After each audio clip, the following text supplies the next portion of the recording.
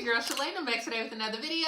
In today's video, we're going to be discussing new Social Security proposals, and this benefits all of us, all right? We also are going to talk about Social Security overpaying billions of people, and now they want their money back. How dare them? We also have a new update to Social Security or SSI calculations, which could mean more money, more, and of course, the cost of living adjustment. So if you want to know what is going on in the lovely world of Social Security, you've come to the right place. Stay tuned. Your girl's got you covered. Now, if this is your first time tuning into my channel, hi, hello, hey, friend. My name is Shalae, and here on this channel, we discuss shopping, saving, and everything in between. I would love to have you a part of my internet family. Super easy. Click the big old red subscribe button down below and you're in, just like that. And while you're at it, go ahead and give me a like, especially if you love me finding this content, because I really enjoy doing this. Like, I love my job, guys. I love it. Now, if you do not have Amazon Prime, darling, the time is now, okay? Go ahead and click the link above or below in the description box, and I'm going to allow you to try out Amazon Prime for 30 days free. And you don't have to enter a credit card information or anything. You can get your groceries or anything that you order from Amazon anywhere from a few hours to like 2 days, okay? So jump right on it, okay? All right, so let's go ahead and talk about this Social Security news, because we are all waiting for the Social Security Administration to announce this year's cost of living adjustment. Now, the Senior Citizens League, they have been so active, right? We're predicting 3%, then 3.1%. Well, now it has moved up to possibly 3.2%. But to be honest, guys, we won't know the exact amount until next month in October. But that doesn't stop the news outlets or people like myself with reporting the news that, hey, it could be 3.2%, which they're saying is about $57 more per month.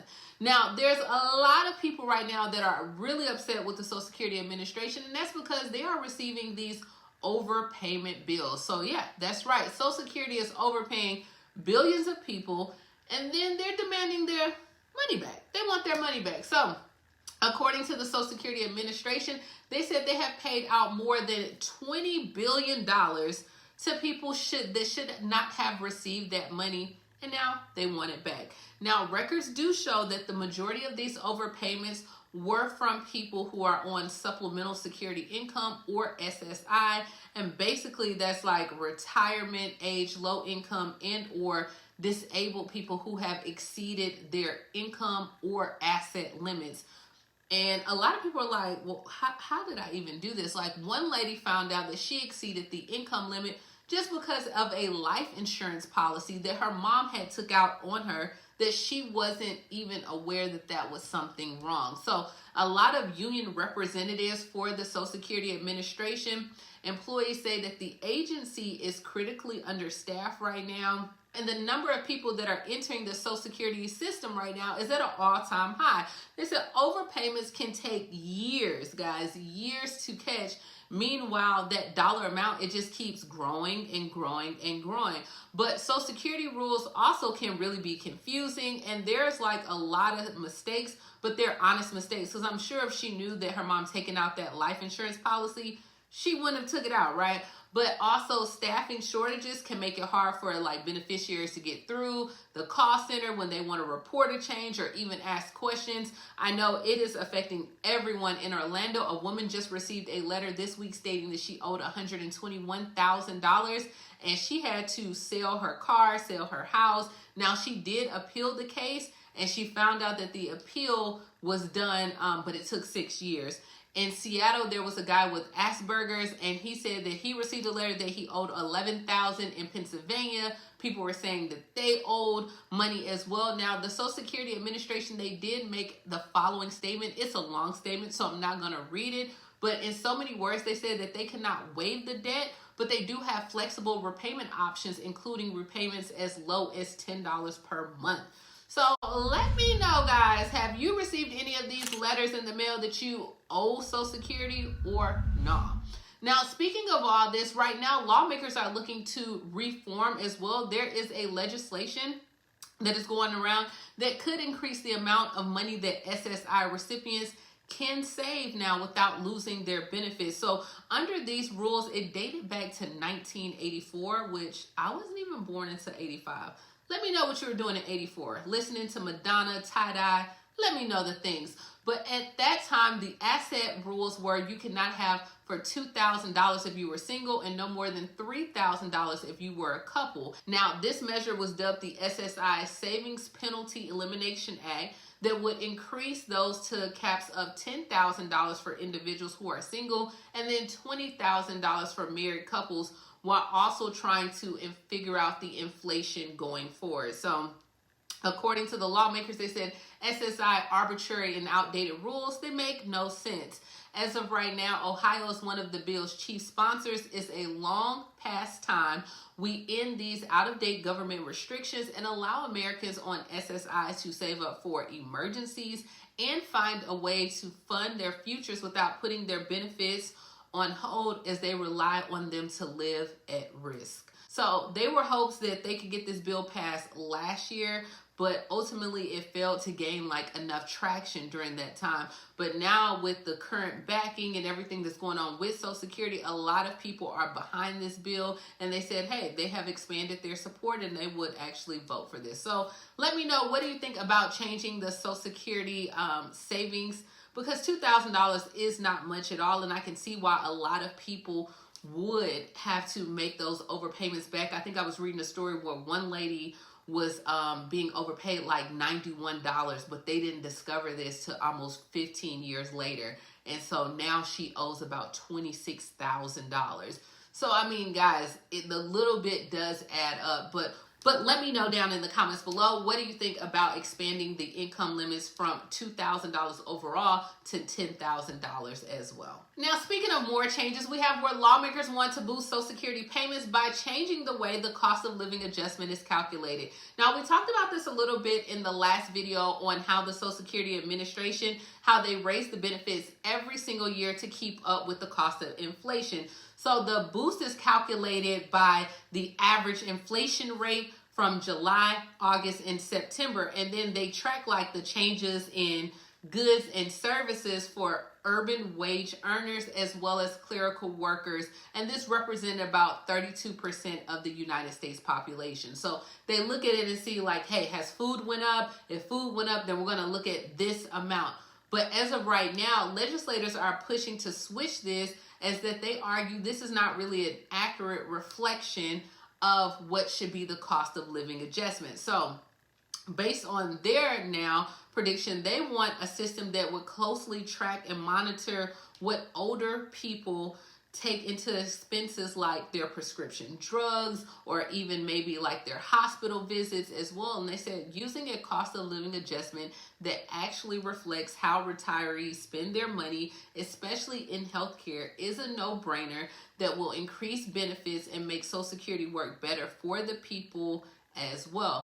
Now, I think this is a good idea.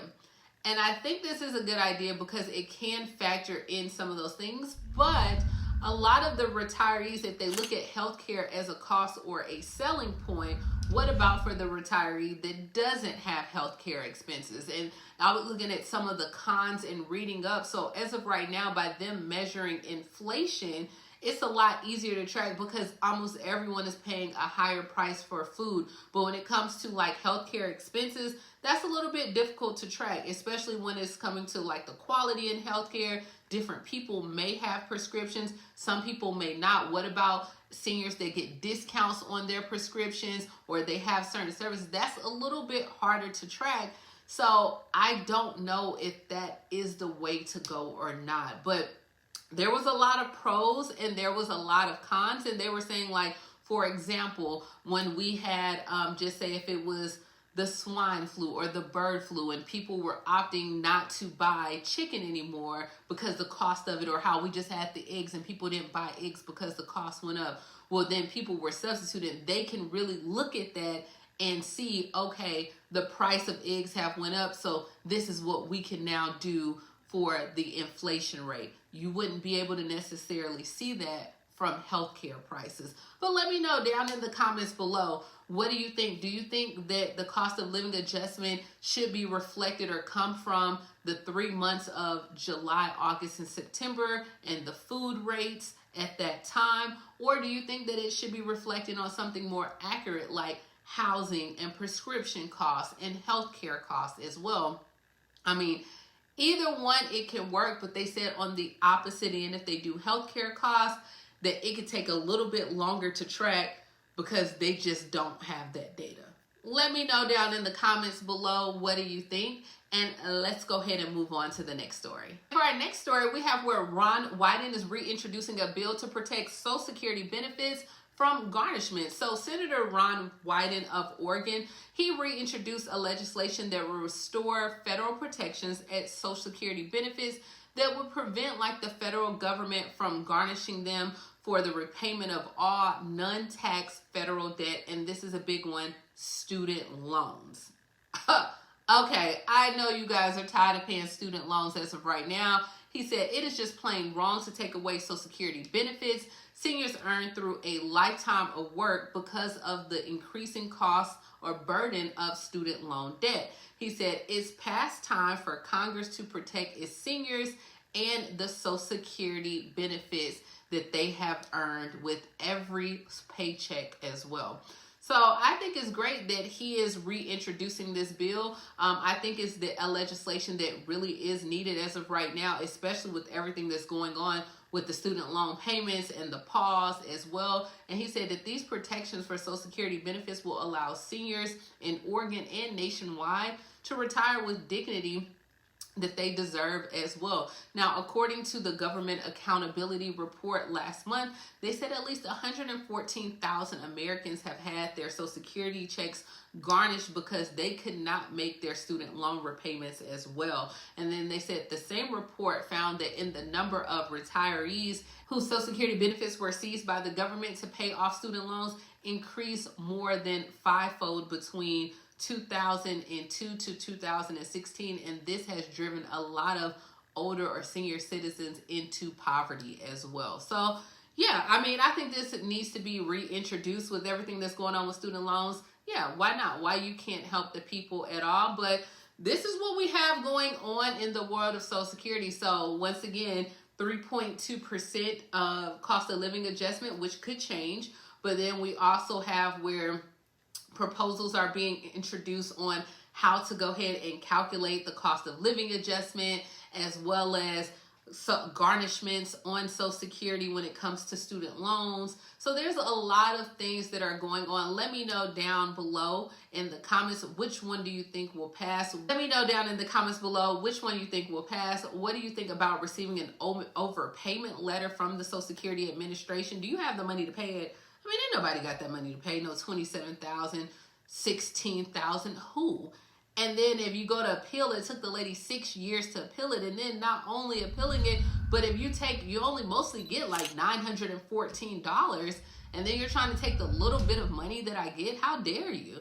But this is what we have, guys. As always, let me know. I love to read your comments down below. If you do not have Amazon Prime, grab you some Amazon Prime. It is free for 30 days. You don't have to pay not one single penny. All you have to do is click the link. The holidays are coming up. Grab something for you, for your family, a friend or two. Send it directly to their house. Then you don't even have to worry about wrapping the gift up or doing anything at all. Let me know what other type of videos you would like to see. And as always, please like, comment, subscribe, and I will talk to you later, Gator. Bye, guys.